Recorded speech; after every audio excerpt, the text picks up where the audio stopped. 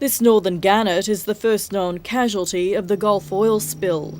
Fragile wetlands off the coast of Louisiana are also in danger. Of all the different types of habitats that get hit by oil, wetlands are the ones that are the most sensitive to and the hardest to recover from. Scientists say if oil gets into the mud, there'll be no way to clean it, and it could still be there 20 years from now. About 750,000 litres of oil a day is spewing into the ocean, and so far BP's efforts to stop the flow haven't worked. I think I share the disappointment of all in the fact that none of those worked. Now we need to move more speedily. The slick is washing up on the Louisiana shoreline and threatens another 500 kilometres of the coast, including Florida. This spill could also prove catastrophic for the region's multi-billion-dollar commercial fishing industry. A fifth of the country's seafood comes from the Gulf waters. Many fishermen are worried about their livelihoods. The US government has banned new offshore drilling projects for now, while BP says it'll take responsibility for the disaster, whatever the outcome. Christina Harrison, 9 News. This normally quiet neighbourhood in San Francisco's south was last night a scene of chaos, terror and confusion. Residents heard and felt what was coming before they saw it. Many thought it was a plane crash. All of a sudden, a real loud boom that shook the house. I thought it was an earthquake, but the ground wasn't moving. A steel underground gas pipe ruptured and sparked a series of fires. In the past week or so, we've had the really strong smell of gas. As the flames spread and incinerated homes, fireballs shot hundreds of metres into the air.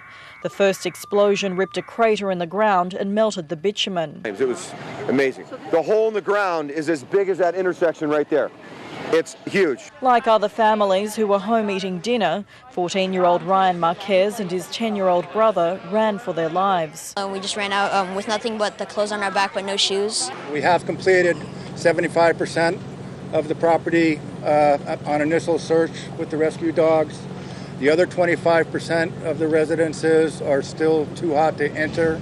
Most of the residents who can't go home have no other option but to stay at an evacuation centre like the one behind me, and it'll be months before many even have a home to go to.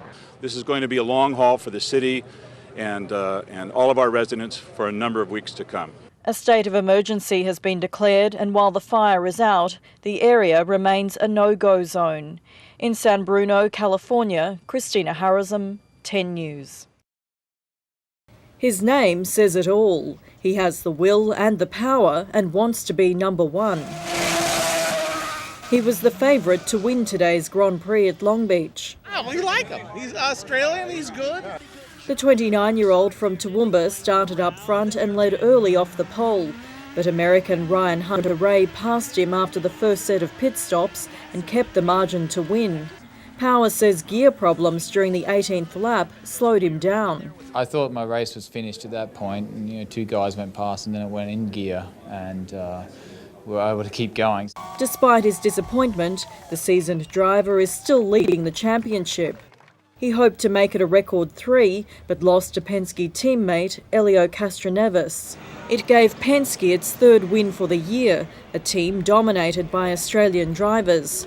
Sydney's Ryan Briscoe is ranked 7th in the series. It's good having a couple of Aussies racing at the front and making a name for our country. Will Parr has come a long way from racing go-karts with his brothers, so what next for the Sydney hotshot? Maybe NASCAR, but for now he's concentrating on the IRL and tying the knot with longtime girlfriend Elizabeth Cannon. I'm letting her take care of that. I want to focus on racing, and I'll turn up though. Christina Harrison, 9 News.